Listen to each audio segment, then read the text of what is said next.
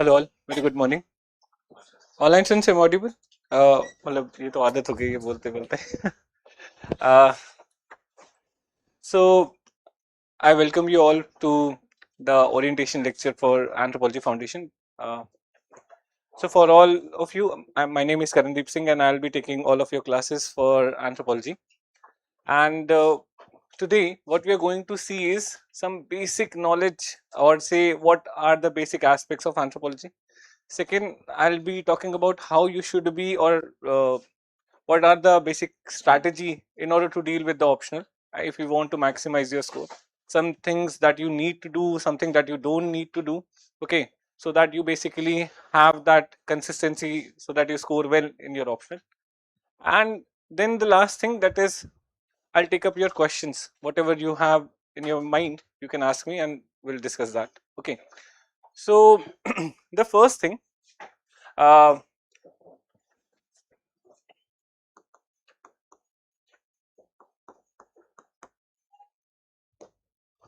what exactly is anthropology? So most of you might have heard about this optional subject just after when you decided to prepare for civil services. Okay, कि ऐसा भी कोई subject दुनिया में exist करता है. And then you might have gone through multiple reviews, maybe some seniors or say some YouTube videos and something like that. And then you got to know that okay, anthropology might be a good bet, and that's why we can go for it. So what exactly this anthropology is all about and how did it began? So the story is something like this, that in the medieval era, so when monarchies used to exist, so at that point of time, religion was the center of everything. Religion was center in the sense that the church used to control every political, economic decisions and all. And the center of knowledge was also the Bible, or say the center of knowledge was the knowledge that was coming from church.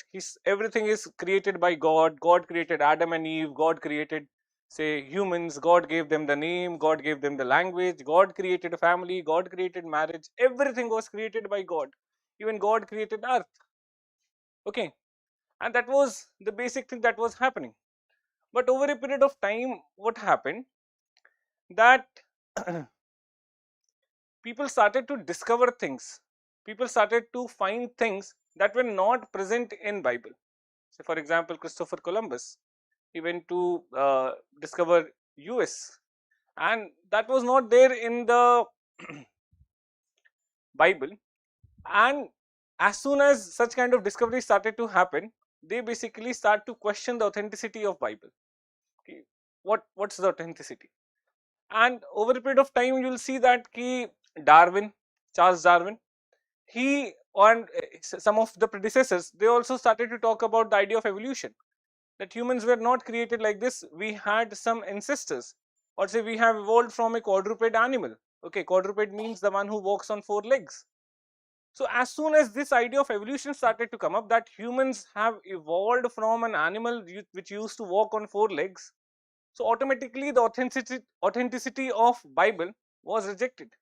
Okay, कि Bible ने जो बोला है वो सही नहीं है, because according to Bible, God created humans like this, the way we are.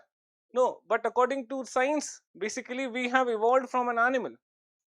And that is where, when we have evolved from an animal, so that is where we started to think that if God didn't create the humans, the way of life of humans was also not created by God. That is, the family that we live in, the marriage that we practice, the religion that we have. Okay, everything was created by us as we evolved. Okay, as we evolved, we actually had more intelligence, we had our free hands, we started to create tools. Okay, and with these tools, later on we discovered fire, and with this fire we basically started to create multiple kind of mechanisms through which we will be able to save ourselves.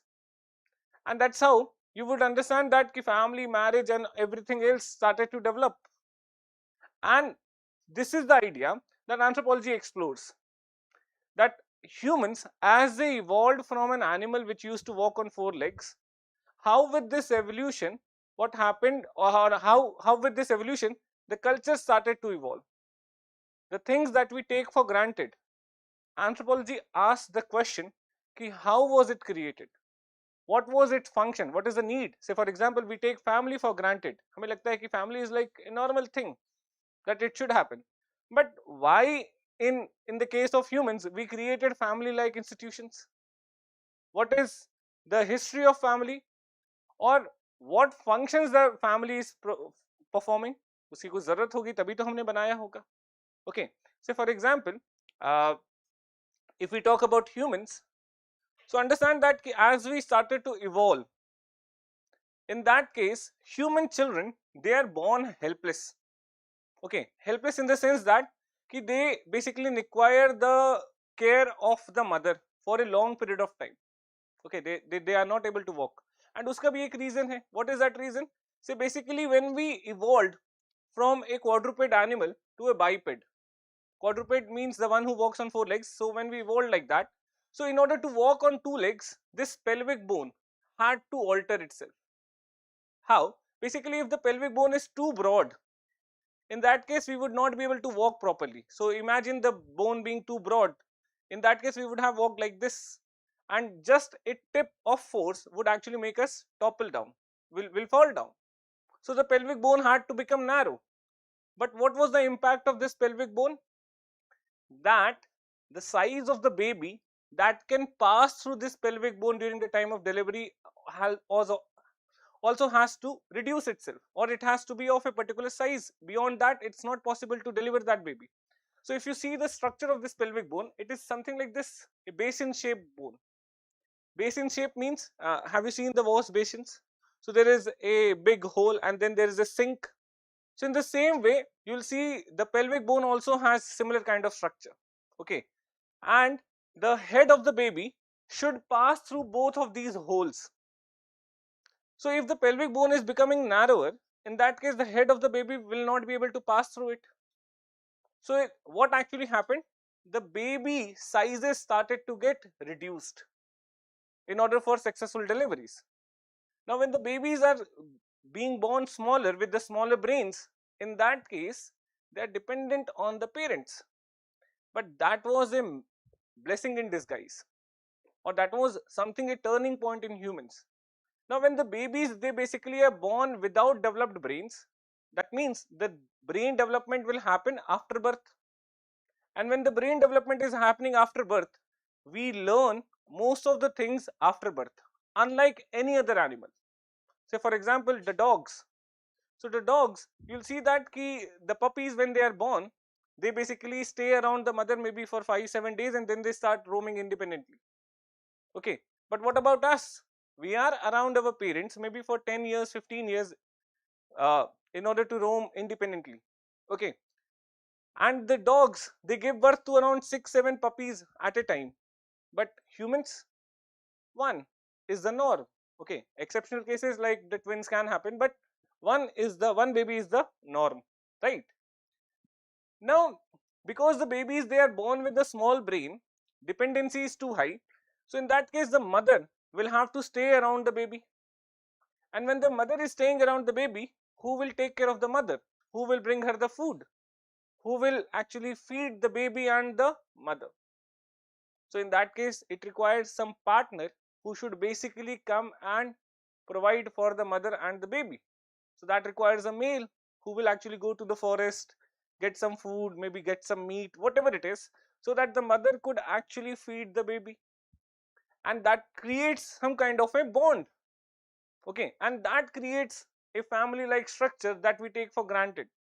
But that was very much necessary because of our biology, that we created a family like institution. If the dependency of the baby would not have been on the mother, in that case the baby would have stayed around the mother maybe for 5-6 days, but that's it. Then they would have started roaming independently as like any other animal. But because of this dependency for a long period of time, the mother also requires somebody to take care of her. And that's how the family, the marriage, such kind of institutions would have come up. Getting this point? So this is, and now you see the functions that they are doing. The family has only one function. If you see the larger function, that is to take care of the next generation. Your entire family works around one basic idea. What is that one basic idea? To reproduce and to ensure that the ones who are being born, they grow to a age so that they can also reproduce. The entire family goes on this function only. आपके parents की सबसे बड़ी tension क्या है? आपकी शादी. Okay, and everything else is basically roaming around this. आपकी शादी के लिए you require a good job, you need to have a good profile so that you get a good spouse, right? And that's why you are preparing for civil services. Okay, that's the most. And if the pressure is not there, why to prepare for it? Why to have that kind of burdensome? And say once you are in the job, once you have your family, then you will be working very hard to ensure that your child has the best education, your child has, and then you also will be having that burden ki bacche ki shaadi karani. Okay, everything basically is a struggle for food, mate and space, and particularly the mate, because ultimately we are biological beings. We are just a biological species, and biological species has only one thing to do, that is to ensure its continuity. And what is that? How it is possible continuity? By reproduction. So we all are working day and night just to ensure that we are able to sustain ourselves by reproduction. Okay, so पहले अपने survival की कमाएंगे, and then once we have earned that much of money, we basically ensure that we reproduce, and so that our children should also survive, their children should also survive, and so on and so forth. Okay, and for this we created multiple institutions that would ensure our survival, be it the family, be it the marriage, be it the politics. Why politics? And what is politics? Simply unequal distribution of power. But if you see politics for the survival, just imagine if everybody behaves the way they want to do. Will we be able to survive? No, there will be chaos on the streets. Okay, everybody will tend to kill each other, and that will be the ultimate loss of the human as a species. We all will actually live threatened. We will not be able to perform with our maximum potential, and that's why what we did, we surrendered our autonomy, gave somebody the power so that he or she could take decision on our behalf, and that could actually ensure our survival, that somebody is taking care of our security, and that's why we are moving freely, we are free. And just understand what is happening in Middle East, or what is happening in what happened in Syria. Very recently there is a case of, say, some uh, illegal refugees. They basically entered into Italy, or sorry, Spain. Yeah, so what is happening there? So the politics failed, and eventually what happened, the survival is that crisis. A lot of them, they have been pushed back. Now their country is not fit for survival, and the country that they wanted to enter, they are not ready to accept them. They are somewhere in the no man's land. Kya kare? So most of them, they will die out, because the politics is not working as per it was expected to. Okay, so all these institutions that we basically take for granted, anthropology says that was created just for one thing, that is to ensure the safety and survival. And why to ensure the safety and survival? So that we can reproduce. Okay, so that we can have our continuity as a species, and that is what anthropology is all about. Okay, so in anthropology we'll be seeing, or there are two major say papers. The first one that talks about the general anthropology, the theories, the concepts and all, and the second one is the application of it in Indian case. Okay, so the second paper basically deals with Indian anthropology. So I'll just give you a brief overview about paper 1 and paper 2, the topics.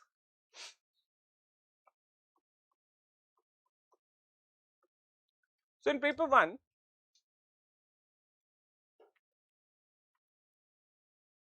there are 4, say, overall there are 12 units, but anthropology is divided into 4 major branches, and we'll cover it accordingly. Okay, so the first branch is socio-cultural anthropology.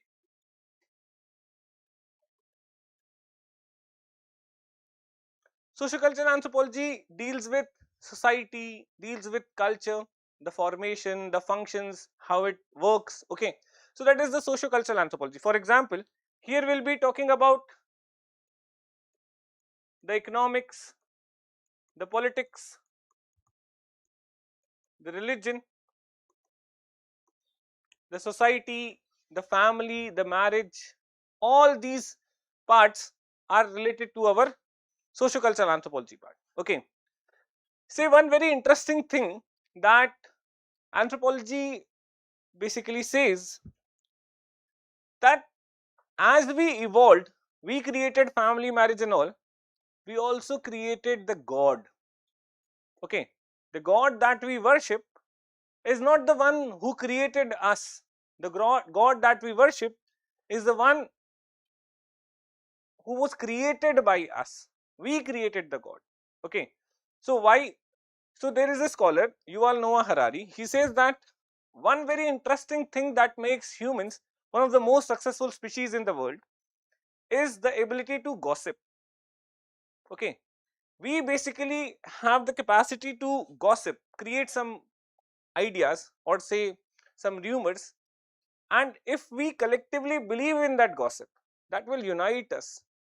That is very, say, suppose if I share one idea and we all believe in that idea, that creates a sense of unity among us, and that sense of unity gives us the strength. Okay, strength to act collectively. Now religion is also that kind of a gossip that is collectively believed by a group of people, and when that is collectively believed by a group of people, that gives them the strength to mobilize collectively, to move collectively. Now one thing that basically differentiates us from any other animal is that any other animal does not have that ability to create a gossip or a rumor so that the entire animal group or say entire animal species can move collectively, can act collectively. Say for example, if there is a lion and today the lions, they basically create a rumor that they are threatened by humans and they need to act collectively, they should start acting collectively, they should start attacking the human settlements, okay, for their survival. Imagine if this happens. So in that case there will be a war between lions and the humans, but unfortunately they don't have this ability to communicate. Unfortunately they do not have the ability to create the gossips so that basically there can be a collective mobilization, but humans, they have it, and when they have it, they can organize a protest and they can ask a minister to resign as well, and that will be followed or say that will be accepted because the ability to create a gossip, make people believe over it and mobilize the people over it. Okay, and that's why uh, that makes humans one of the most strongest species in the world. And we are strong not by just muscles. We cannot fight a lion, we cannot fight a chimpanzee. Okay, but the thing is, the intelligence that we have plus the rumors that we basically believe in, that gives us the capacity to mobilize collectively, that makes us the strongest species. Humans collectively can act, no other species can act like that. Okay, so we created gods, and that god is nothing but a rumor or a gossip. We started to believe over it, and when we started to believe over it, वो सच हो गया, वो हमारे लिए fact बन गया. Okay, so we'll see one scholar, Emil Durkheim. He says that religion is society worshipping itself. हम खुद की पूजा करते हैं. Okay, religion में we don't worship some entity that used to exist. Religion is something that we worship ourselves. We'll see this in more detail how, but this is the idea that anthropology is trying to explore, that all these institutions that we basically are a part of were created by us for certain purposes. Okay, that is the part of sociocultural anthro. Then the second part is physical anthropology or biological anthropology. Now in physical or biological anthropology, we will be dealing with human evolution and human variation.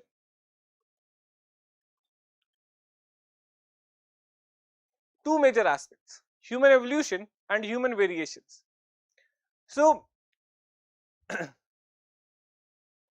A lot of our characteristics that we follow, they basically are our evolutionary experiences. Say for example, uh, the girls, they basically are very good in identification of colors. Okay, so they have a good color sense and they can identify different shades of the same color. Okay, uh, the boys, they basically are relatively weaker in that. So for example, the boys, they have like dark green or light green, or say maybe dark, say red or pink. But the girls can actually tell you tens of shades between the dark and the light green, and they basically are very much aware about it. Okay, why is this a behavior that is peculiarly found in the girls but not in the boys? It's just because that in the past, when we used to roam in the jungles as hunter gatherers, in that case the females were the one who basically were uh, involved in collections, or say they were involved in the act of gathering, that is fruits, nuts, seeds, and by the color only they used to check whether a particular object is ready to eat or not. And that's why their sense of vision related to color became more and more developed. Getting this point? And this is why their sense of vision is more developed as compared to the boys. Okay, specifically with respect to the identification of color. Now why is that the females, they were basically going for gathering and not for hunting? There's a theory that males are more expendables. आदमी को ज्यादा खर्च किया जा सकता है as compared to female. Okay, males can be more expendable than the female. Just imagine that there was a small group living in the forest, 5 male, 5 female. Now suppose there is a option, hypothetical case, that if 5 female go for hunting, only one comes back, then the group will collapse, because one woman cannot give birth to a lot many children. Eventually the group population will start to decline and they will collapse. But imagine just opposite, 5 male go for hunting, just one comes back. In that case the group can thrive back again, because the 5 females are there, they can give birth to babies and they can be impregnated by the same male. Okay, so in that case, but one female cannot give like 5 babies at a time. One female has a reproductive capacity limitation, but if only one male is alive, he can impregnate all the 5 females and the group will keep on continuing. And that's why male are more expendables. Okay, so unko kharch kiya ja sakta hai, female cannot be. And that is why you see a lot of restrictions on females even in the contemporary society, a lot of protection around female, not in the case of male. Male, they basically are living a very kind of rash life, but the female, they are more protected. And that behavior is all coming because of the evolutionary experiences. Female can never be expendable. Female, and that's why you see that multiple wars in the epics and all, they have all happened because of some woman related issue. Okay, some female related issue, or in order to protect the female. Okay, that is all the experience that we have got from our evolutionary understanding. Now just to reverse it, another case is that the males, they are better drivers as compared to the female. Sense of direction is better. Okay, now this is also because of our evolutionary experiences. Reason, male were involved in hunting. Okay, females were not, because females, they basically were feeding the baby and taking care of the baby. And that, say if basically they have to hunt an animal, so they have to spot on that animal. Suppose if the baby starts crying, they cannot say that ki stop karo abhi, let me feed my baby and then we'll continue the game. No. So in that case, male were more suitable for hunting, and in that hunting they basically have to track the movement of an object and hit it precisely so that the object dies. Okay, that is available for consumption. And that is when the sense of direction developed more in men as compared to females. Okay, so this is our evolutionary experiences, a lot of things that we see in physical anthropology. Second, the variations. So for example, if we see hundreds of students sitting in the class, we basically have similar anatomy, body anatomy, similar anatomy in the sense that we have 2 eyes, we have 2 ears, one nose, two hands. The general body anatomy is same for all of us, right? But why do we look different? Our skin color is different, the hair type is different, the nose shape is different, the lips are different. Okay, what differentiates us? What is the reason for it? So yes, the genes, but what in the gene? So basically, genes have different varieties that we'll see. Say for example, it's just like that ki there is iPhone, say some of the base level, maybe 125 GB, and then there is a iPhone Pro Max or say Pro Max, whatever the versions are there. In the same way, the genes also have that kind of variety. Bahar se they might look alike, they might do the same kind of job, but there might be some variations related to it. Okay, so these kind of varieties are called as alleles. So the variety of the same gene, and because of these alleles, although we might have the same body type, but the features might vary. The general anatomy will be same, but the features might vary.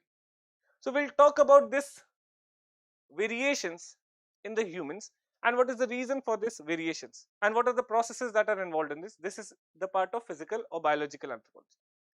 Then the third one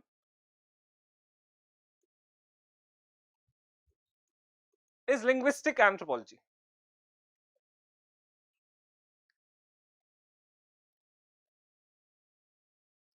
So linguistic anthropology, as you can understand, it's a study of language. So language is something that differentiates us from any other species.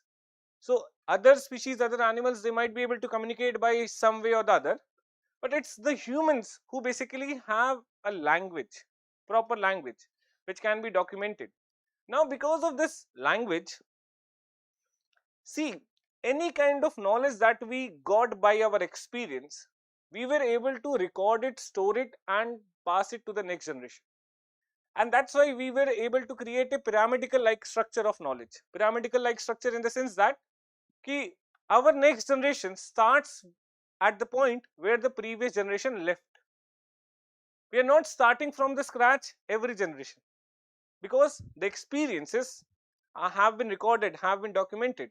So some kind of series of inventions that started maybe 10,000 years back or maybe millions of years back, wahan se we have started to progress. So somebody made a stone tool some million years back, then from the stone tool we started to improvise our stone tools, and then we moved towards metal tools, we moved towards iron tools, we then started to make some industries, and eventually aaj ke time pe we are trying to automate the industries also, like AI is coming up.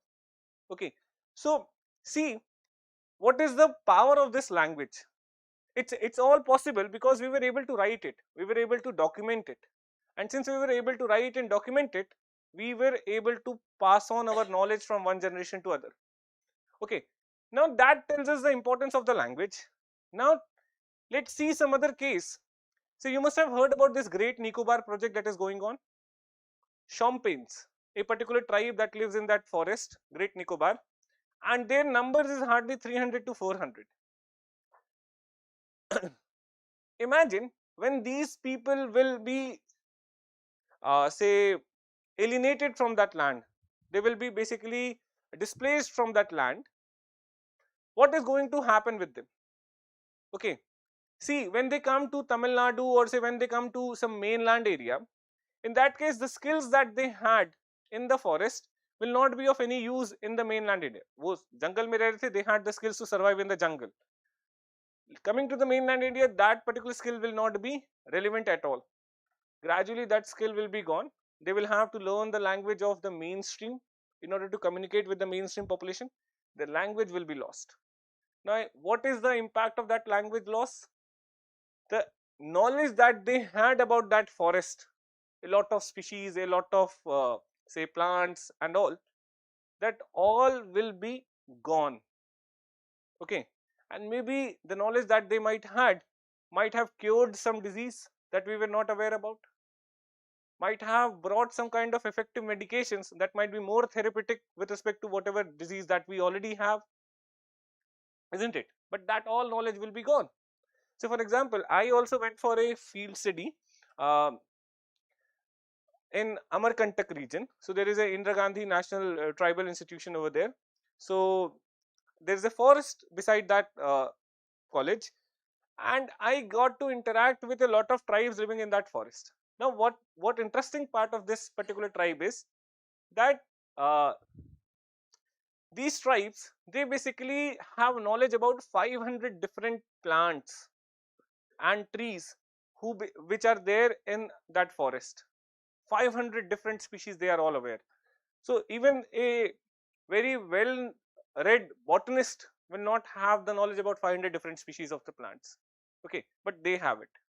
And they also know the properties of that plant, the leaves, and not just that, they also know the uses of it. So for example, they know that the certain leaves, when they are burnt and then the ashes of it, they are salty in nature and they use it as salt. They know certain plants that have sweet taste and they are using it as a sweetener. Okay, and then basically there are certain plants uh, that are used as a cure for snake bite. Say for example, if there is a snake bite that happens, so the first question that they will ask is, can you identify the plant which was there where you were bitten by the snake? Because they know which kind of snake will be found around which kind of plant. Okay, and they will use the leaves accordingly to cure that snake bite. Now that is the knowledge that they have developed, but everything is oral because their language do not have script, and that is still not documented. Imagine when this language is gone, all the knowledge will also vanish. Okay, and that is one of the major problems. So that is studied in linguistic anthropology. There's another individual, say Lakshmi Kutti naam hai unka. So she's from Kerala. She got Padma Shri award. She's a tribal healer, and very similar to this case, she also had knowledge about, or say she could make medications around 500 to 600 types of herbs, and say she was aware about that. And people from far away, they used to come to her just to get cured, and she will be using some kind of herbal medicines only. But everything was oral. She got that knowledge from her parents, and now since it is not documented, so if she dies out, eventually every knowledge will be vanished. But what, the moment she got Padma Shri, the Kerala government started to document that knowledge so that it can be recorded, it can be preserved even after Lakshmi Kutti. Okay, so that is the importance of language, and that is what we are going to see in linguistic anthropology. Okay, and the last one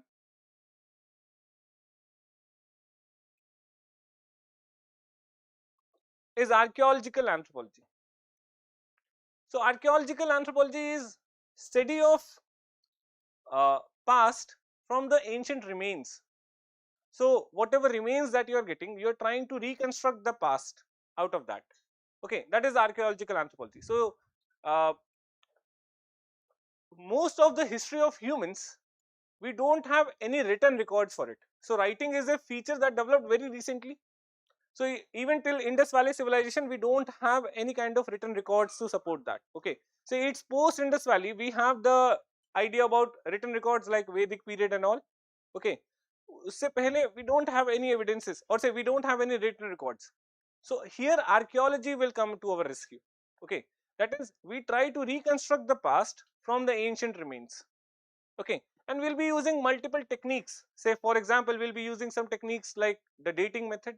Okay, so in order to date certain objects, what is the age of it, so like radiocarbon dating, potassium argon dating method, or various other say methods that we will be using. And then we also use some of the knowledge of these branches in order to understand the past remains. Say for example, you go to a particular place and you find a pot, and that pot is covered with red color cloth, and the cloth is tied at the rim of the pot. What are you going to say that this pot is used for what purpose? Definitely you'll say that there is some ritual that is going on, or say it might be, why? Because in our society also we use such kind of potteries, small pot covered with red color cloth, and the cloth being tied at the rim of the pot, right? So we are using the knowledge of our own society to understand the past remains, because a lot of behaviors of the past have still continued with us. Okay. So similarly, there is a scholar who basically studied some of the villages of Gujarat. Okay, and what she found that they basically are using pots for cooking, and the pot that is used for cooking, that has a thick rim. Okay, thick rim, so that when it is hot it can be picked up and it can be removed from the flame. Okay, so thick rim basically makes it less hot in order to pick it up, right? So then she says that in the past, or say in the archaeological sites which you are finding the pot with thick rim, just understand that it is not for ritual, it is for cooking. Okay, then she finds that the pot in which the grains were stored, they will have a wide mouth, so that you can put in your hand and take out the grain out of it. So she says that in the past, if you find, or say in the archaeological sites, if you are finding the pots with the wide mouth, then it might be used for storing the grains. Then she finds that the pot with small mouth, narrow mouth, they basically were used to store water in order to prevent the spillage of water. She says that past में भी अगर कोई ऐसा pot मिले that is having a narrow mouth, that means it was used to store some liquid in order to prevent the spillage.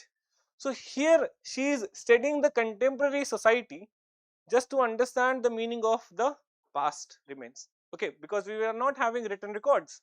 Okay, so this is what we study in archaeological anthropology, one after the other, and plus they all are interconnected to each other. Okay, why? Because all are dealing with only one species, that is humans. So, and what we basically see by these four branches, 360-degree of human life: human past, human present, human biology, and human culture. Okay, everything related to human comes under this four major branches, right? So that is the paper one part that we'll cover one after the other. Second, in paper two,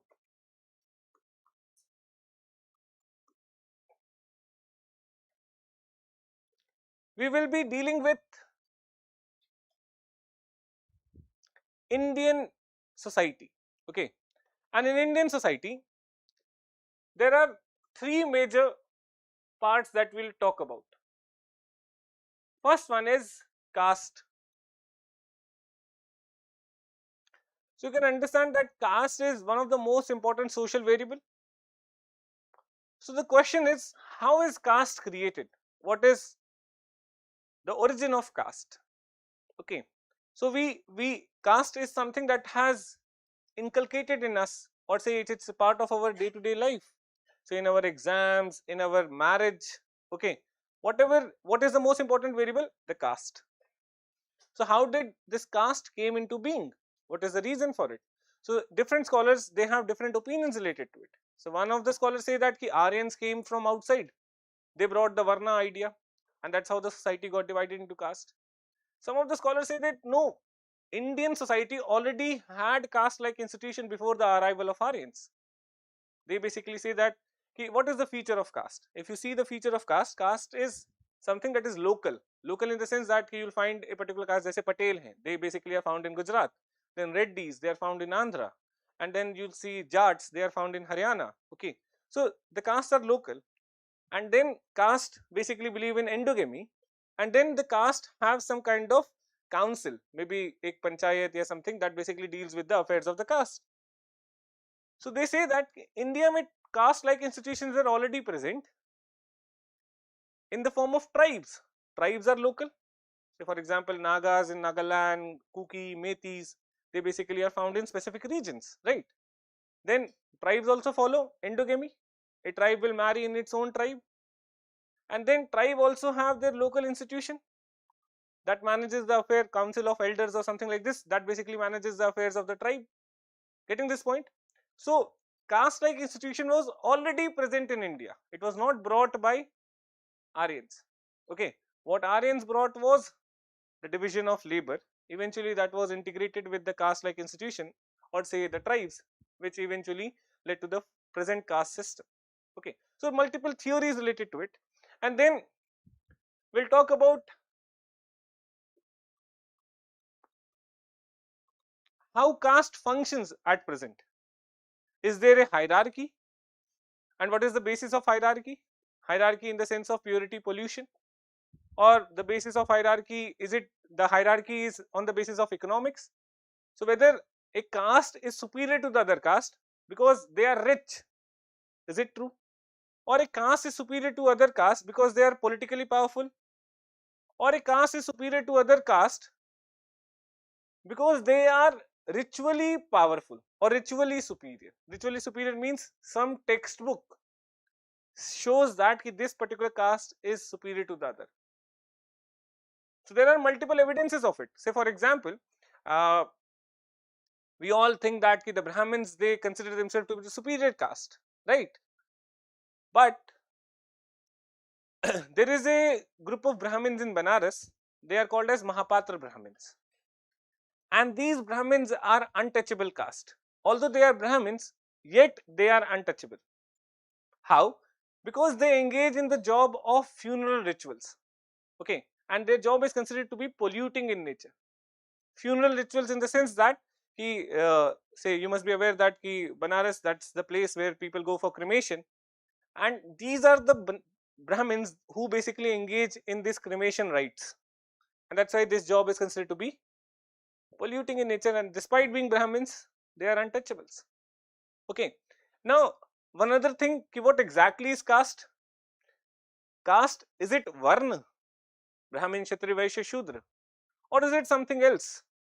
So for example, if I talk about Brahmin being a caste, then what is the multiple titles that you see? Say for example, in my area, you will have Pandey, Mishra, Tripathi, Shukla, Divedi, Trivedi, Chaturvedi, Upadhyay.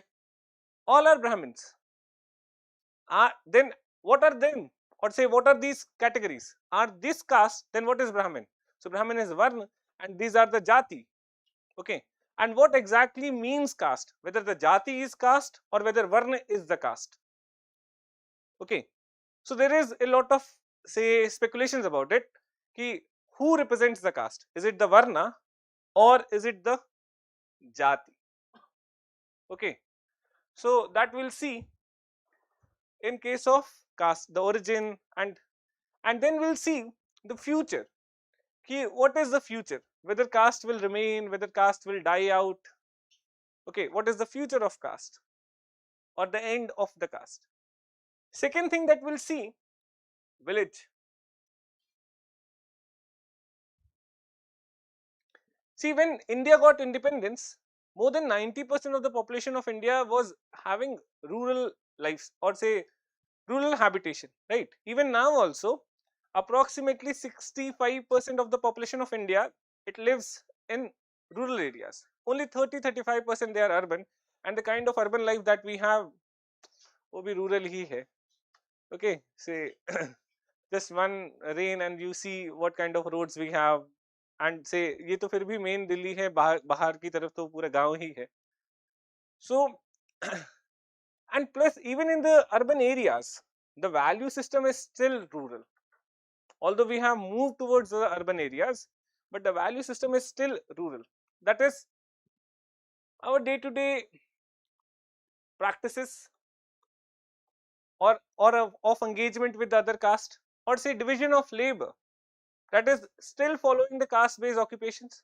So a particular person of a particular caste will be doing so and so job.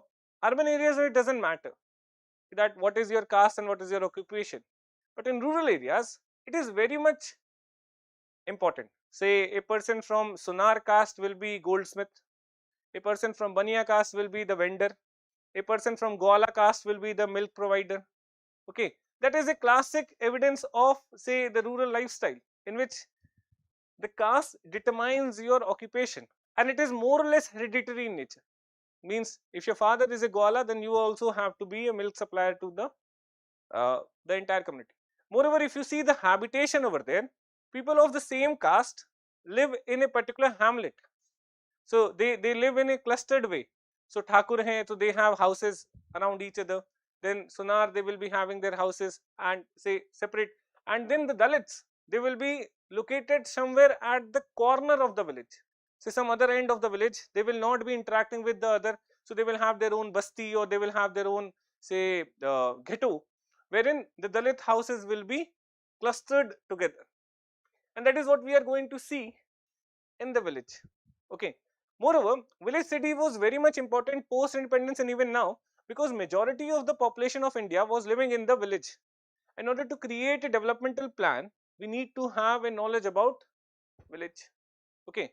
And that's how this village cities became very much important in Indian anthropology. And the last one, the most important part of paper 2, that is the tribes.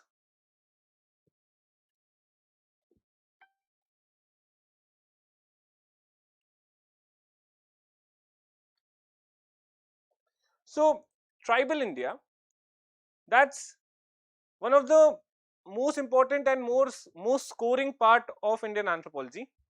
Reason being that when Britishers came to India, so they divided India into two broad categories.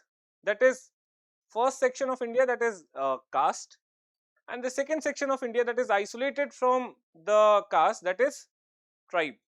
Okay. And then this tribe, if you think about tribe, what exactly comes to your mind? Maybe the first picture that comes to your mind is a semi-naked man, okay, covering body with the leaves, and then having some kind of a stick, living in the jungle, okay, a backward primitive creature, isn't it? Okay. Now this is the perception that was created by the Britishers, and that traveled with us for so long. Even in the books also, whenever a tribe is introduced, such kind of imagery will be there. Okay. Because when the Britishers came, or say when the Europeans came to India, so they were coming from a civilization that is basically industrial civilization, and that's why anybody who was not industrial, they were looked as primitive or backward, and the, say, castes were seen as relatively backward, and tribes were seen as more backward than the caste also, because they were basically different from the tribes. Just a second, please. I think there is some emergency.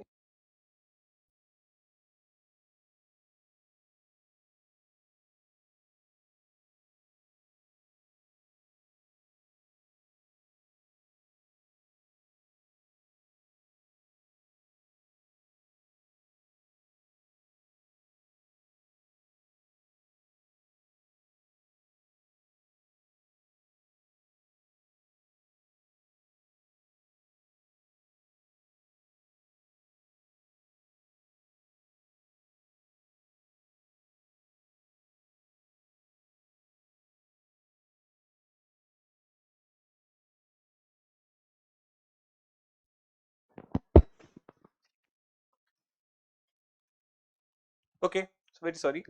So the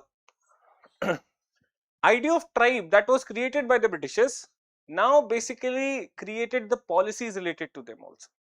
So when seen as backward, similar kind of policies were created to deal with them. So for example, when the Britishers came, so they are coming from the area where there is idea of private land, and when they entered into the tribal area, they asked whose land is this.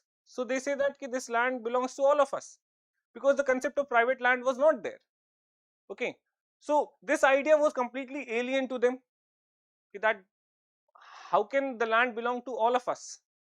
But they thought that ki private land ki koi zarurat nahi hai, this is the entire community, and entire community owns the entire forest.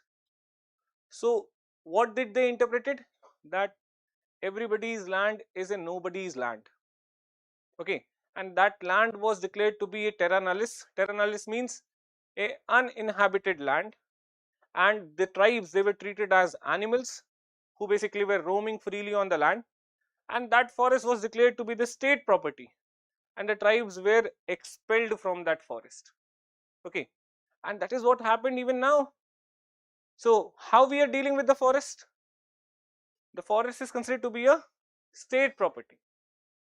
Okay. But these tribes, they have been living in the forest for ages, but when they claim their ownership on the forest, in that case they are asked ki proof kya hai? Okay. because their way of life was very much different from the way of life of the people living in the agricultural land who were cultivating it, who were using it.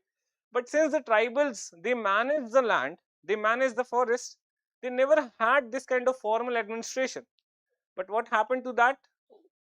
That they were declared to be the encroachers in the land that they have been living for thousands of years. And when they were, once they were declared as encroachers, they will be pushed out of that forest, and that impacts their life. Okay, and see, imagine when they have been pushed out of that land, what is the impact that will come? Is it only economic? No. So when they come to the cities, they don't have any skill that is required, or say that is relevant in this cities. Complete jobless. Second, they might end up as bonded laborers, underpaid laborers, working maybe for mere few hundred rupees for entire week. Okay, or maybe if you see them when they basically get displaced, the entire social network also breaks down. Social network in the sense that they have been living in a community and they all are displaced from there, everybody moves to different directions, and that entire social network is gone. So the support system, the insurance, everything will now be lost. So, and the most important thing that happens, or the most important factor that affects them, that is the identity crisis. So once this, all the aspects, see their territory gone, their social groups gone, their language, their culture is gone, so their identity will also be lost. Who they are merely the laborers. Once they were living in the forest in a particular territory, their identity was there. But now living as some brick labor, or say some daily wage labor in Delhi, or say some metro cities, their identity is completely lost. Okay, and that has, or say this is something that has started since last 200 years, one after the other. So they basically have been losing uh, their identity because of the policies of the government, and pre-independence as well as post-independence. Okay, and that is what we will be seeing in the tribal India. So how the tribes, this idea was created, and how basically they were dealt with in the colonial period and post-colonial period, and what was the impact of it. Okay, so this is paper 2. Now I'll be just talking about what are the rules of dealing with the optional. So some basic rules that you have to follow, and if you follow this, definitely you'll be able to uh, score good, or anthropology will be your strongest point here. So first major rule, just remember that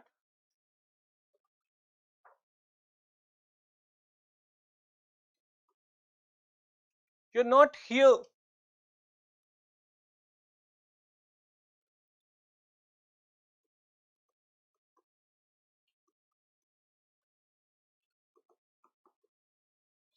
you're not here to become an anthropologist.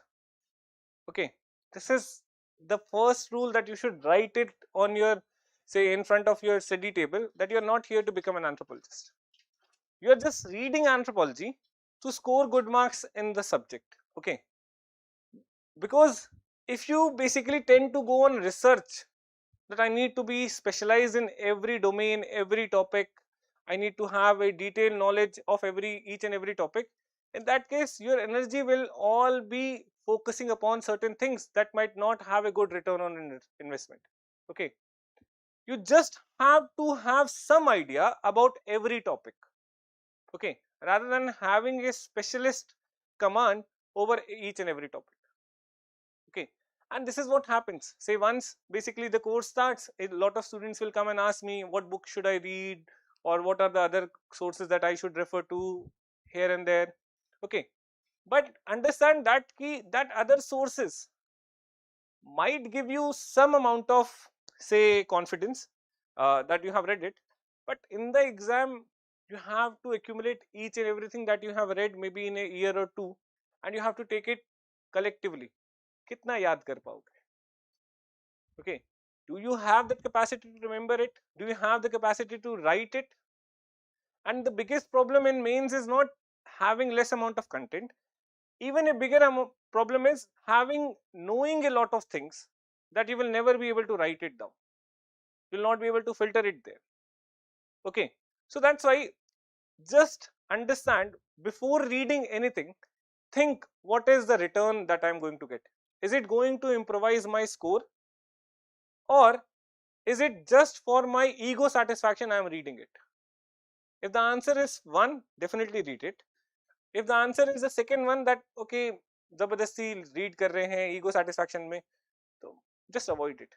Okay, so you're not here to become an anthropologist. If you want to become an anthropologist, go to some universities, read the subject properly, you will get the degree, you will do the field works, you will do a lot of projects and all, and then you will become an anthropologist. Here you're just here to read, just to score marks. Okay, second one, it's an extension of it, that is, you're here to become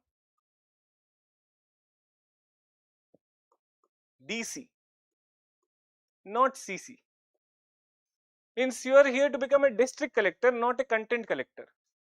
Okay, and we all have this tendency that the moment I tell you that this book has to be bought, or say moment you read it from somewhere, the first thing that you will go do is buy that book. You must have been doing this for GS as well. Okay, एक book बोली गई तुरंत आपने खरीद लिया. Join करने से पहले classes को, you have all these books that have been recommended by XYZ toppers, and then from where will you find the time to read it? Okay, so content collection is not going to help you out. It will create anxieties in you. When you have tens of books that you have bought, thinking that I'll be able to read each and everything, and after a few days you see that there is a layer of dust that is basically on it, in that case that creates unnecessary anxieties. And as the exam approaches near, you will see all these books that will create unnecessary tensions ki yaar ye sab to padha nahi, how am I going to uh, manage this? I have not read this, I have not read that. Even if you have read enough, but still you will have that anxiety of missing out something. Okay, that FOMO always stays with you. So remember, you basically have to read only what is required, not everything that is under the sky. So just don't go and buy the books as long as it is not recommended you very strongly from any 10 different sources. Don't just take every recommendation to be very serious. Okay, the third one, that is interest. So we basically, I'll just write this, that all topics may not be equally entertaining, but are important. See, we basically are, or you guys basically all are Gen Zs, and basically have come from that era in which basically you see on YouTubes and all that you should read what interests you, you should. So we try to include entertainment in every aspect of our life. So we are in that phase where we see that we should basically be doing the jobs that is our passion, and so that the job doesn't looks like a work, it seems like some kind of a hobby as a. So this is something that is being told to us. No, the job is job, the passion is passion, the passion can never become job. Okay, remember this. And very few people are the ones who basically have got this opportunity that they might be following their passion and earning enough that it doesn't seem like a job. But most of us, we do jobs, and job is different, and every part of our life or every aspect of our life cannot be entertaining. So if you're here to read, you're here to read. It may be entertaining, it may not be entertaining, but remember the final goal, that you are reading it not for your entertainment. You have 10 other different ways to get entertained. You are reading it just to get selected in the services, civil services. Getting this point? So see, you should not derive your satisfaction from the class based on whether it is entertaining or not, or whether the topic is entertaining or not. You should derive the satisfaction from the class whether are you able to grasp the topic or not. whether are you able to understand it, and also should be very much open minded in the sense that you should be focusing on not the interest or entertainment, but you should be focusing upon appreciation of the diverse perspectives. Different people, they were thinking in a very different manner, and they were saying, or say they were talking in some different ways. They were seeing the world in a different manner. Okay, very different from you, very different from my point of view. And appreciating that diversity will always make you attentive in the class. Okay, that he was thinking like this. Okay, so at that point of time, this is a very different way of thinking. I might not have think in that manner. Okay, appreciate that diversity. Okay, so don't expect entertainment. And plus, for everyone who basically are here, say seeing some of the YouTube clips of certain teachers who might be cracking, say sher o shairi in the class, or say cracking some jokes in the class just to make you feel entertained, it will not happen here. Okay, it's all academic.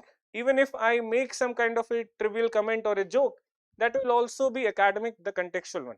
I'll not sit and I'll say discuss ki bhai sher o shairi karte hain and to entertain you. No, you are here and you should utilize each and every minute of your presence here in Delhi, or say wherever you are, just to qualify this exam. Just understand one thing: the most precious thing that you are spending here is the time of your life. Say if you basically are going to live on an average 70 years, God give you a big life or say long life, but let's assume that average expectancy, that is 70 years. Out of that 70 years, you will be giving 6 months to me. That's a big chunk of time considering just 70 years of your life. You don't have the opportunity to waste, and moreover, this is the most crucial phase of your life that will decide, that will make you or break you. अगर इस point of time पे you still focus on your entertainment, then you might miss the entertainment for the rest of your life. Okay, so make sure that you get bored, make sure that you hustle, make sure you assert yourself so that you enjoy your rest of your life. This is not the time for entertainment. This is not the time that basically might uh, give you that much of interest, but still that is for a larger picture of life, or say larger goal that you have to attain here. आपके बहुत सारे दोस्त, they are working in their career and you decided to take a break, prepare for his service, that might, that success rate of which is very less. So understand that ki whenever you are feeling that this is boring, so recall it that you are not here for entertainment, you are not here for some kind of enjoyment, you are struggling just because you want to attain that larger goal. Okay, the next one,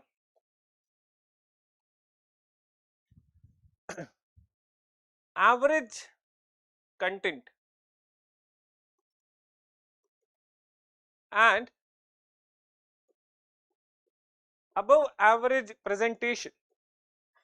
A good presentation will give you above average score. See, if you are aware about this paper, uh, so the questions are hardly 10, 15 or 20 marker. In GS, the questions are of 10 and 15 marker, right?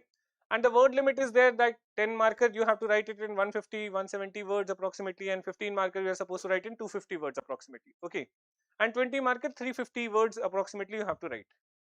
Now, understand that in 150 or 300 words, you will not be able to write something extraordinary that nobody else could have written. Okay, your content will never be very much different.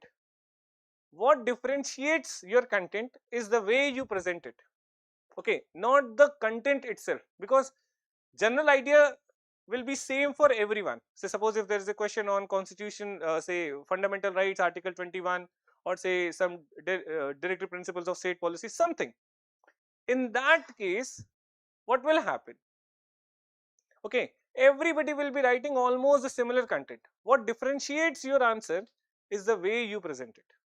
So I always use this example that, for example, if you are supposed to eat a dish, say paneer bhurji in say a dhaba, and the same dish maybe in a 5-star restaurant.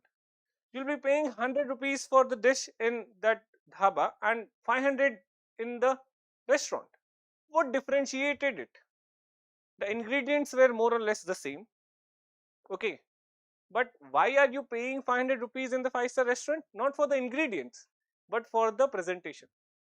Okay, that gives you an ambience to say, say good ambience to, and then the courtesy, the way they present it, and that basically for that they are charging, not for the content. Okay, so understand that the same content can be presented in a better manner, and that presentation comes by writing.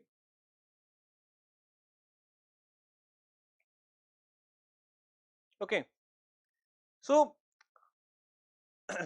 if you're not writing, you basically are just preparing the content, but you're ignoring the presentation. And without presentation, no matter how good your content is, you will never be able to get a good score. Never ever. Because आप लिख ही नहीं पाओगे. So what goes to the examiner is not how much hours you have studied, how many books you have read. Okay, how good as a student you are, what is your degree, what is your background. No, what goes to the examiner is just 2 pages that you have written, and that is how he is going to identify you. And that 2 pages of writing the answer will will be good only by practice. See what? See, understand that. Ki suppose if you are supposed to participate in a race competition, okay, so you will not be able to run faster just by say picking up dumbbells in the gym. In order to run faster, you have to practice running. In the same way, you're supposed to write answer in mains. You'll not be able to write good answers just by reading the content. For writing good answers, you have to write the answer. Okay, there should not be a mismatch between what is required and what you are doing. But most of us, we keep on reading, we don't write, and it will not happen that way. If you keep on reading, when the time comes for writing, it will take a lot of time for the content to be recalled. Okay, now what one other case, why writing is very important. See, suppose if there is a book and then there are 10 chapters in that book, I read that book and you also read that same book, and say after reading every chapter, what I do is I give a call to my brother and explain him the summary of that particular chapter. Bhai, this book is very good and I'm finding it's very interesting, so this is the summary that, or this is something that was written in this chapter. And what you did, you just read the book all at once. After 2 months, I will be able to remember that book, but you will never be able to. You might forget things about that book. Reason? Not because you or me have a different kind of mental capacity, but what happened in my case, I gave input to my mind, processed that information, and created an output. And what I'll remember is the conversation that I had with my brother. Okay, wo yaad rahega, not what I read from the book. But what you did, you just gave input to your mind. You never thought about it, never processed it, never gave an output. Okay, so when the time comes for output, that is answer writing, in that case the information is very much unstructured in your mind, and since it is unstructured, it will take a lot of time to basically bring out the information one point after the other and then the third one. But suppose if you have written the answers, in that case the input that you have already given to your mind will be structured in a better manner. There will be some kind of blueprint that your mind will develop, and it will then become easy to write the answers in the mains. So understand that just giving input to your mind without processing it, without having any output, will have no meaning at all. And it's not only writing that you have to do. बहुत सारे cases में the bulk of information that you need to remember, it's very high. Okay, you will be reading history, geography, polity, economy, science and tech, environment, ethics, optional, and everything will be tested in just 1 week. All the papers will be there. How will you be able to remember it, all of it?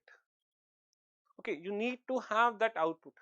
So you need to have somebody, a good friend, a brother, or say maybe a mirror, in which whatever you have read in the day, you have to explain it so that you are able to retain it for longer.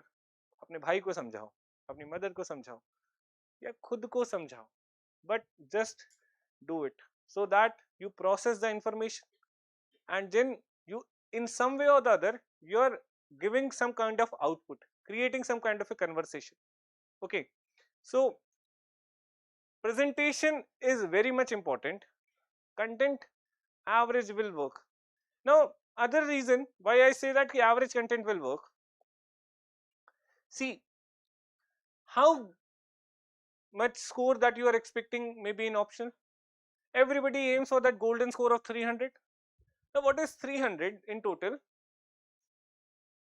60% of the score. And what is the score that you expect considered to be good in GS? 400, right? How much is that? 40%. Now, it's not that the examiners of UPSC, they are very strict, but the time that you have to write the answers is so less that you will not be able to write anything extraordinary, and that's why you are getting a score of somewhat average or below average. Means अगर आपको college में इतना score मिलता है, you would have like felt like I'm ashamed कि I'm getting 40% of marks, but 40% is considered to be one of the top notch score in GS. Say if you're scoring somewhere above 400, that's a very good score, and at max means the best score in GS will be 450, that is 45%. So most of the toppers scores, they lie between this 5% range only. Okay, and trust me, out of 13,000 people who are writing mains every year, only 4 to 5,000 people are there who are able to finish the paper. Okay, and out of those 4 to 5,000 people, 3,000 people are appearing for interview. Okay, so understand that just finishing the paper itself is a task. You will not be able to write anything extraordinary. आपने paper खत्म कर दिया, 90% chances that you are appearing for interview. And in that paper, if you have written just average content and some good presentation, you definitely have a very good score compared to the others. Okay, so and that will come only by writing. Okay, if you keep on writing, then your ability to recall, your ability to reproduce whatever you have learned will be very good. Okay, next one,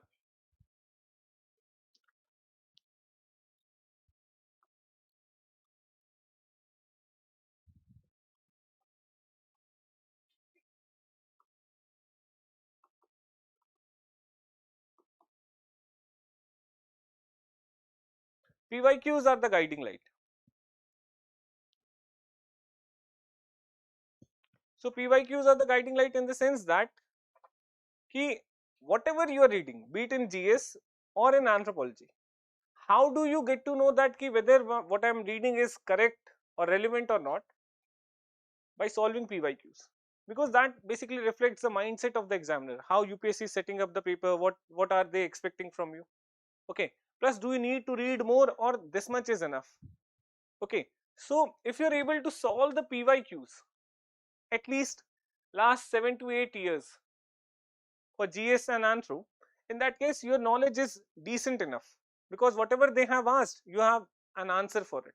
Okay, there will be some unexpected questions every year, doesn't matter, but if that PYQs say basically that reflects the themes that have been asked, and if you're able to have a decent knowledge about it, that means your preparation is going sound. It's very good. Okay, plus if you see in case of optionals, any optional, PYQs basically reflects the themes that are repeated. Say if you are able to solve this 7-8 years paper while covering this subject, 70 to 80% of the paper of any year will be a repetitive theme from the 7-8 years paper. Okay, the theme is repeating, not the question, but the theme definitely gets repeated. And having a command over it, just imagine that you are sitting in the mains hall and you basically are seeing a set of questions, and they are directly from the questions that you already have attempted. Okay, you already have a blueprint in your mind, you already have a ready-made structure of it in mind. It will save you time, and it will give you time for those 20% of the questions that are out of the box. But if you start writing the answer in the mains itself for the very first time, you will be struggling with this 70-80% question. You don't have the time for the remaining 20%. Your paper is gone. Okay. So that's the advantage of solving PYQs. First, it will give you an idea whether I am moving in the right direction, and it will also tell you or say it will actually improvise your chances of completing the paper on time. Now, I can tell you with my example. Say in the first two attempts, I got 198 and 202 in anthropology. Just 198 and 202 out of 500. Okay. In the third attempt, what I did was I was doing the same mistake. I was reading more and writing less. In the third attempt, I wrote last 10 years paper. Nothing new, nothing. And at that point of time, ChatGPT was also not there. So I had to write it by myself, did a lot of Google search and all. And then in the third attempt, my score jumped from 202 to 324. Okay. And the fourth attempt, I again wrote those last 10 years paper again. And in the fourth attempt, my score was 316. Okay. In the same range approximately. Now that is the benefit of PYQ. Had I been advised to write the PYQs then only, I might not have been teaching here, I might have got selected. But किसी ने advise नहीं किया. So don't focus on reading, don't focus on just accumulating the content, focus on writing, because that is what basically stays with you, that basically develops your skill. And see, the next is the progress, okay, is not linear. So what we expect basically to happen, we expect this kind of progress. Okay, that today I have written 2 answers, tomorrow I wrote 2 answers, third day I wrote 3 answers. Okay, and maybe with every day I will actually get uh, accomplished in answer writing. It doesn't happen like this. How it goes? It goes something like this. Straight. You are writing answers. You feel underconfident every day. Okay, for maybe 100, 200 days. But one day, all of a sudden, you get up in the morning and you have some kind of an enlightenment that I can write every answer. Okay, this kind of feeling develops all of a sudden. Means it's like you have to reach a particular threshold first, so that there is a change that will happen all of a sudden. It will not be happening in a linear manner. With every day you are becoming better and you will have that realization. No. A lot of students, they come to me that I have been writing answers for 10 days, but I don't feel confident even after writing for 10 days, 20 days or 30 days at a stretch. It is like this only. You don't have that confidence unless you reach a particular threshold. And once you reach that threshold, wahan se the change will be abrupt.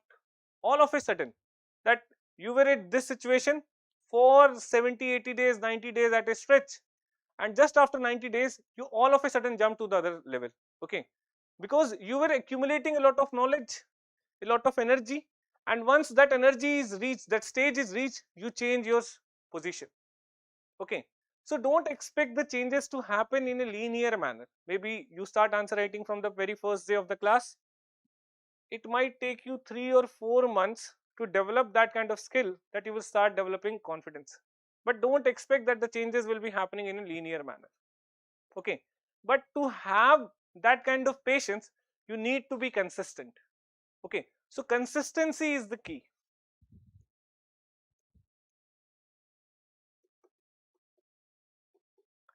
And since consistency is the key, what I always emphasize upon, trust the process. You should trust this process. Okay, that if you are making some kind of a ritual that I'll be writing 2 answers a day, don't question yourself every day that what I have improvised. Have I developed good answer writing skills, or am I at the same level? No, don't question yourself, don't analyze it.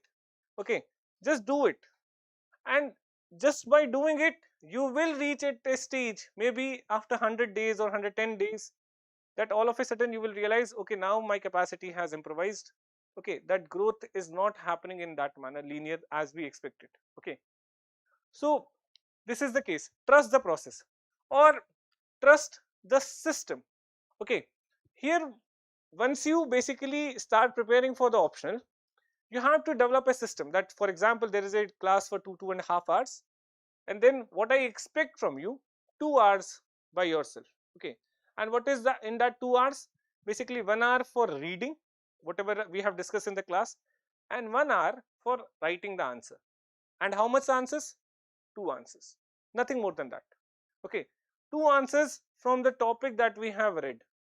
Okay, half an hour to one particular answer. Don't write it in a time bound manner that I have to write it in 7 minutes. No, initial focus should be to first frame the content and to reproduce it on the paper. Time management will automatically come when you will be attempting the same type of question second or third time. So for example, after the class you might join some test series, and then say you will be say writing the same kind of questions maybe in the test series also, and then finally mains may you will be writing the same kind of question third time. Okay, automatically when you're writing a kind of question for the third time, you will definitely be able to recall it in a short span of time. Getting this point? So this is what you need to do. Practice and trust the process. Don't question it कि रोज answer लिखने से कुछ अच्छा हो जाएगा, आज बेहतर लगेगा, कल बेहतर लगेगा. No, you have to go to till that stage, maybe 3 or 4 months, when you start feeling that answer writing has now become a cakewalk for me. Okay, and it happens only once you have reached that particular threshold. You have to reach that threshold, only then you will see the change of position.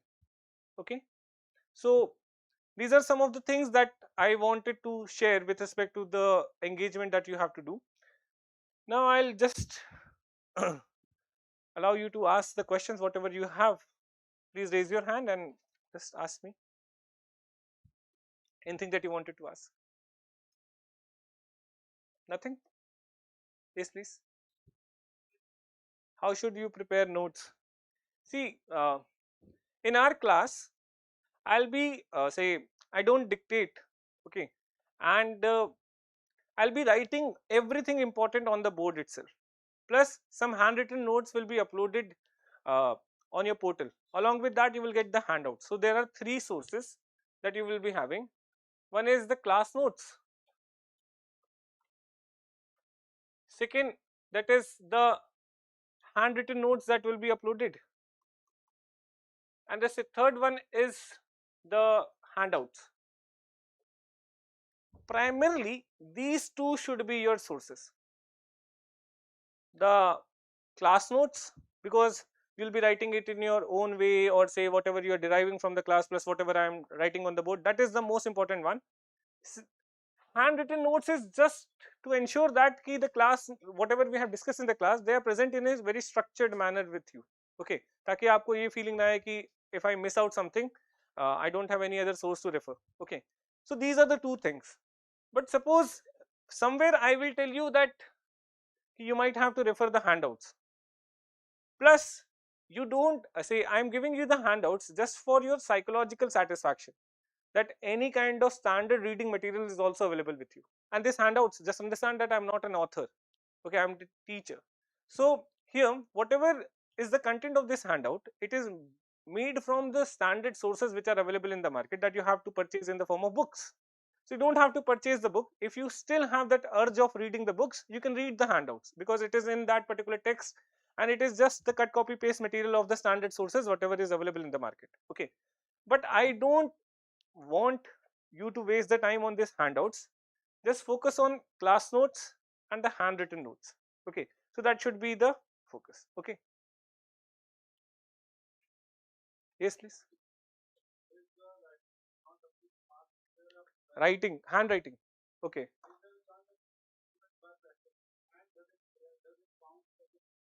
100%. Means if you have a very poor writing, legibility issues hai, so definitely you will be penalized for it. Okay, means legible hai, in that case, means no matter howsoever anybody says that writing doesn't matter, but understand that कि somebody is evaluating your copy and you find a particular copy to be well written, very well structured, बहुत clean and एकदम crisp writing है, and then there is a writing that is like very unstructured, वो aesthetics ही नहीं है, definitely you will penalize that person. Okay, आप score कम देते हो, human nature है, that is human nature. Okay, second, अगर if your answer is not legible, some of the words are not legible, समझ में नहीं आ रहा लिखा क्या है, तो उस केस में तो नंबर तो कटेंगे, for sure कटेंगे. Improvise करने के लिए yes, there are n number of ways. Say if you are practicing it, so definitely you should do it. Writing तो लिखना चाहिए, but ऐसे random answers लिखने से it will not improvise. So you have to follow it by certain methods. Say for example, if you're writing very small, yeah, if you're writing in a very cluttered manner, so you have to take that line wale copies, okay, in which you will be writing 5 words in a particular line, and that word should be spaced at equal level. Okay, धीरे धीरे वो muscle memory develop हो जाती है, that you will be writing only 5 words in a line, and then with every between every sentence there will be equal amount of space that will develop. Okay तो जो Hindi line वाली copy आती है आप उसमें लिखना शुरू करिए, मे बी आपके स्ट्रक्चर थोड़ा बेहतर हो जाए. Okay,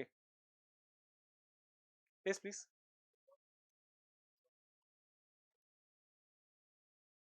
not much, not much unless and until they are extreme blunders हैं, मींस इतना वो ग्रामेटिकल मिस्टेक्स पे नहीं जाते वो, I don't think so.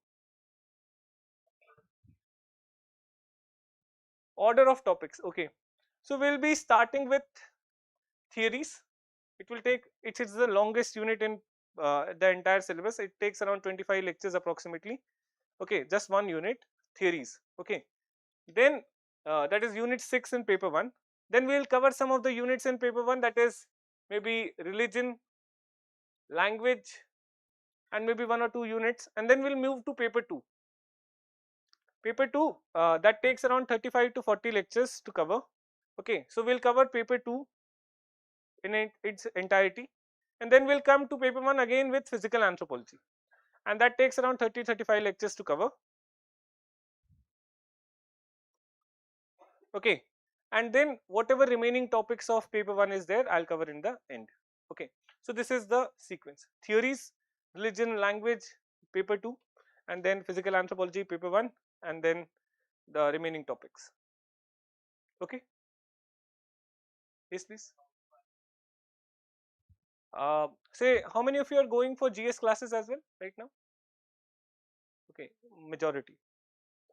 See, if you are spending like 10 hours a day, uh, that is what is expected out of you. So here the time should always be 60-40 in nature. That means 60% of your time should be given to GS and 40% of the time should go for optional. Okay, and say for example आपकी 2.5 hours की GS की class है, so then 3.5 hours for self study of GS should be there.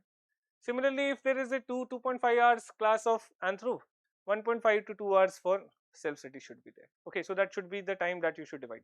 Okay, GS may be say if you're reading in some very well reputed institution, big institution, so there also you find that they don't take a subject at a stretch. So today if there is a science and tech, tomorrow there will be economics, the third day there will be geography, ऐसे होता है. So in that case you cannot take up one particular GS subject continuously because every day they are dealing with the other subjects. Okay, so what you should do is you should basically cover that topic every day. Say how to cover that topic. So suppose if they taught election commission today in the class, so just check last 5 to 10 years of PYQs of prelims as well as mains, and just try to say correlate with your notes. If you're able to solve it from your notes, that means the content is enough. Whatever you are not able to solve, just write the relevant content and that particular topic is complete now. Okay, and that's how you should be completing the topics rather than completing the subjects in GS. Okay, so this is how the time division should be there, 60-40 for GS and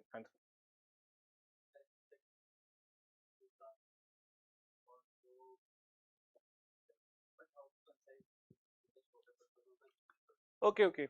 So what about the short notes? See, in the initial phase, I don't advise you to make short notes. Reason being, if you make short notes now, you will feel that everything is important. and what reduces or what becomes short in your short notes is just your font size. Okay, you keep on writing everything because you feel that everything is important, and बस क्या होगा कि आप छोटा लिखने लग जाते हो उसको, and at the end what you will find is कि the notes that you were trying to concise, say maybe were of 100 pages, they became short only 80 pages में आ गए. Okay, so and that 20 pages reduced because you were writing short. So at least 20 to say sorry, you should be making the short notes after at least 2 to 3 readings.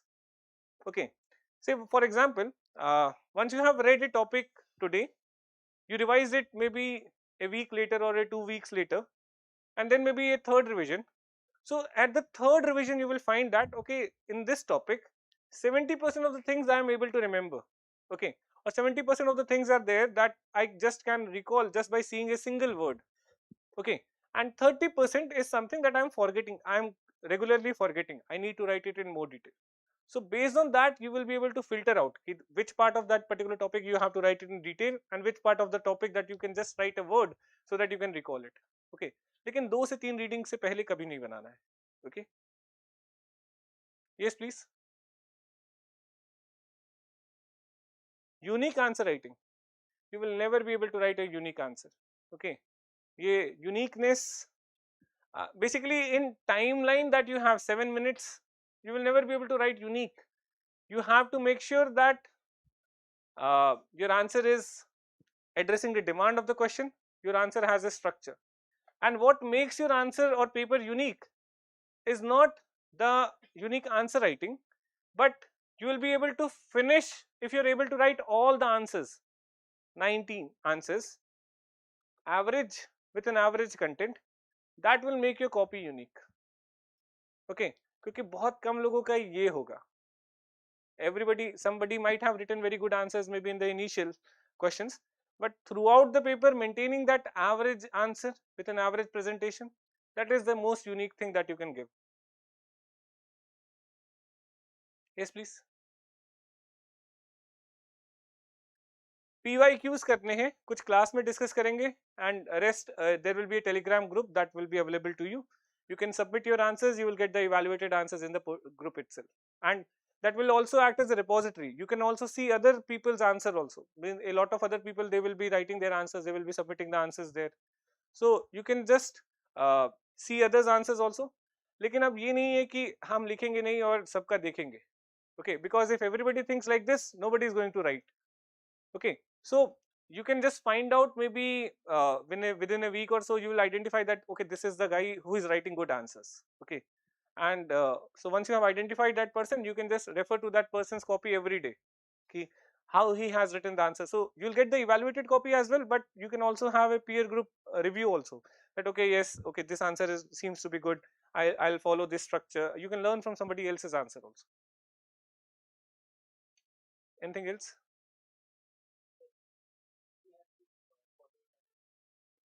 No. Anthro is relatively very static. Okay, so even if there is some current affairs, that does not creates a question out of itself. Okay, so it might actually add some value to your answer, but it will not be an entire answer altogether. So some of whatever it is, we will discuss in the class itself till the time.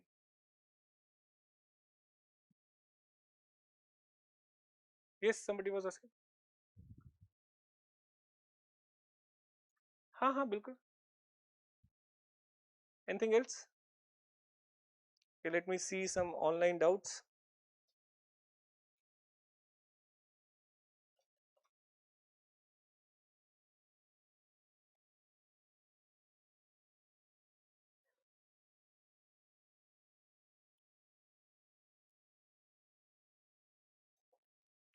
What to read before deciding this optional? I'm not able to whether I'm interested or not. Say, if that is your doubt, basically understand that I'm not the right person to tell you. See, basically if you go to a Mahindra showroom and ask कि Mahindra अच्छी है या Maruti, तो Mahindra वाला तो यही बोलेगा कि मेरा अच्छा है. Okay, so my answer will always be biased. Okay, say if you ask an anthropology teacher whether I have to choose anthropology or some other subject, basically I am loyal to my subject. My answer, no matter how neutral I try to be, will always be in favor of anthropology itself.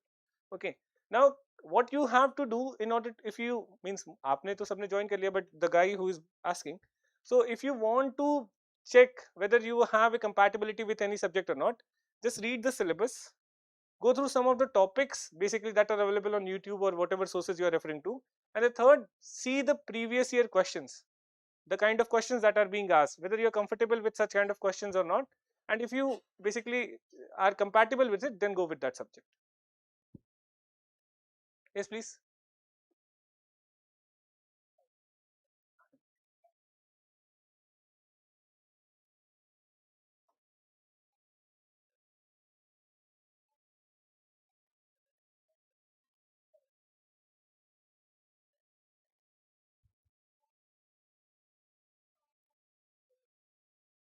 So basically, you have referred to the wrong source then, who basically says that they have not been taught. So all the questions that were basically being speculated were not taught. If you ask any of the students who basically covered the foundation from here, or say if you take up any students who basically covered the foundation maybe a year or 2 years back, you'll find 90% of the questions they're coming from the class itself. It's just that some people started to refer to some question bank, and they relied completely on that question bank, thinking that that question bank covers everything, and that was the biggest trap that they fall into.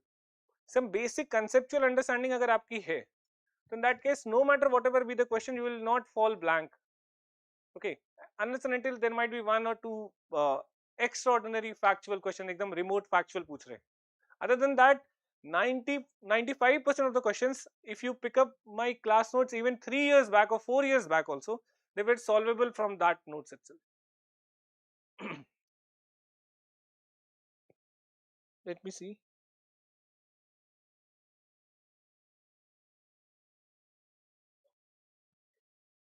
Is mentoring after class and daily answer review available? That I told you that daily answer, there will be a Telegram group. You can post your answer, you'll get it evaluated.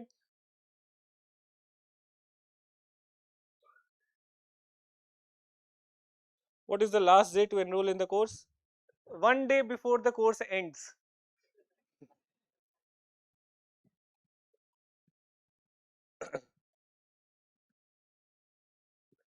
Where to stop when covering a topic? That is how much reading or learning is enough. As long as you are able to solve the PYQs, that means that particular topic is covered. Okay. How to address completely new questions about scholars that we have not heard before. Okay, now in this case, see, this is the biggest problem that we all are facing कि वो नए सवाल कैसे address करेंगे. But is it relevant for us to focus upon? Say suppose out of 500 marks of the paper that you are going to attempt in the mains, I'm telling you 450 marks of the paper will be directly from the sources that you have referred to, and UPSC will always ask 50 marks of the question that will be something out of the box. आपने कभी सुना नहीं, कभी देखा नहीं, कुछ भी पूछ रहे हैं. Okay, this is the nature of the exam. This is not a board exam that there is an NCERT book that you have to read and then exactly the same questions will come.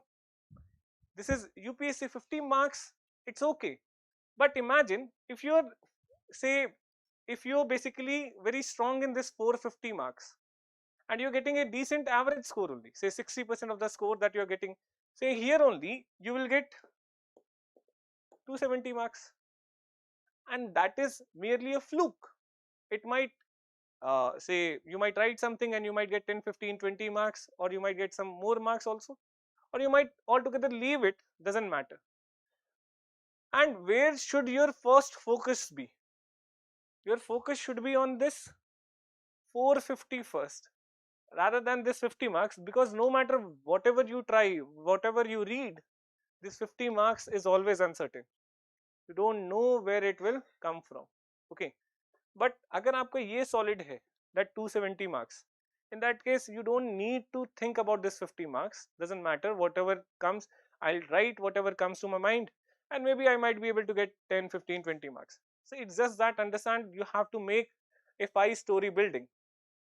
This 50 marks is the 5th story, but for that you should reach till 4th story. You cannot create that 5th story in air. हवा में नहीं बना सकते.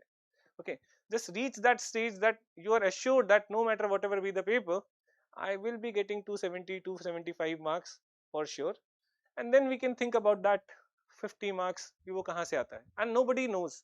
Okay, every year they will put up some bounces because this is the paper. Okay,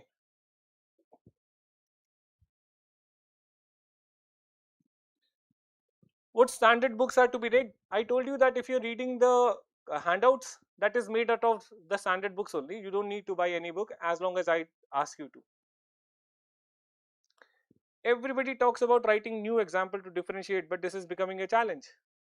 आपको ऐसा लग रहा है कि that you are writing something new. Okay, you might feel that you might have discovered something new internet पे बहुत ज़्यादा search करके, but ऐसा कुछ भी नहीं है. You will never be able to write anything new that nobody else is writing. So focus should not be on the content. Remember, don't try to differentiate yourself on the content. Try to differentiate yourself on the presentation, and also if you're able to finish the paper on time or not. Okay, that basically differentiates you.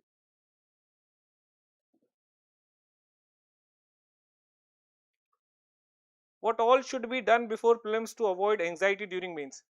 If you are able to complete at least 7 to 8 years of paper, last 7-8 years paper before mains, you are sorry before prelims, you are sorted. Means your subject is very much consolidated. You don't have anything to worry about, because after prelims, if you are just revising the PYQs that you have written, that will give you a complete whole soul idea about the entire subject. That will and plus, since you have written so much, the subject will never wash out from your mind. आपने लिखा बहुत ज़्यादा है.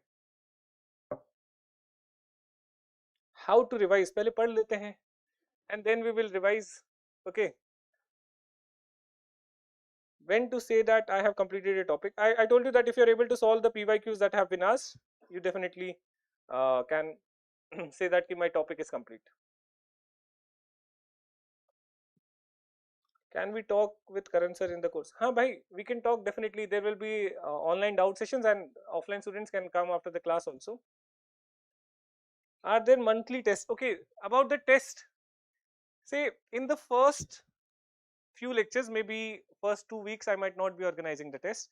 So the first test will be around third week. Okay, and after that, approximately every 2 weeks there will be a test. So because first 3 weeks I have to complete certain section of the syllabus so that we can organize some tests. Okay, after that, every 2 weeks or 2 to 3 weeks there will be tests. Approximately there will be 8 to 10 tests in the course itself. Okay, some full length, means full length in the sense that 250 marks, and some will be relatively shorter in syllabus. Okay, so that is how the test will be. So anything else you want to ask? Yes, please.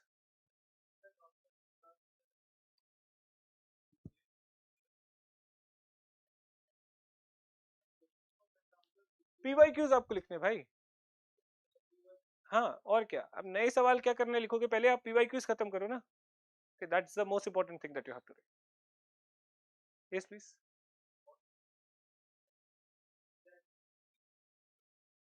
Yes, yes, definitely. So answer writing is, just understand that it's an art.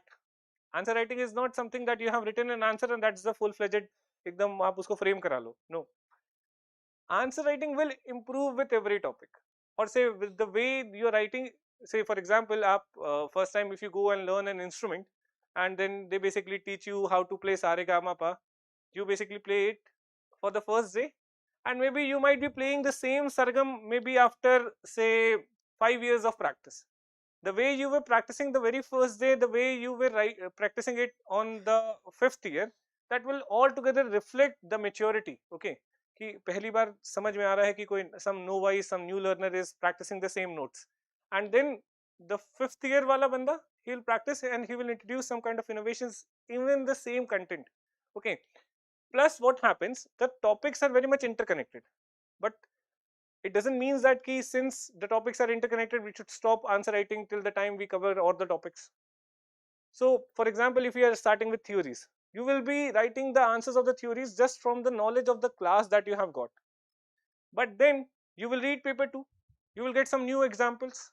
Okay, and that you can include in the answers of paper 1 that you already have written.